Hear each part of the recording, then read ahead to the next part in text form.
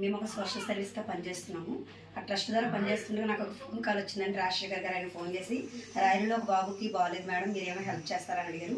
మేమంతా ఒక టీమ్గా వచ్చి బాబుకి అయితే రాయలలో బాబు పరిస్థితి బాగాలేదు, మా వంతుగా చిన్న మనీ ఒక 10,000 రూపాయలు ఇవ్వడం జరిగిందండి.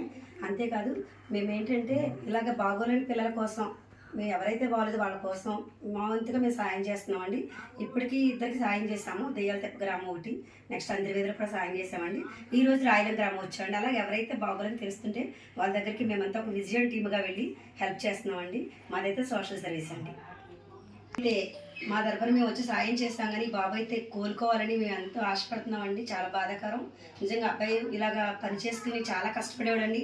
మా ఇంట్లో ఫాస్ట్గా పనిచేసేవాడు. సడన్గా ఇలా బ్రెయిన్లో బ్లడ్ ఇన్ఫెక్షన్ వచ్చిందని వాళ్ళ మదర్ చాలా బాధపడుతున్నారు.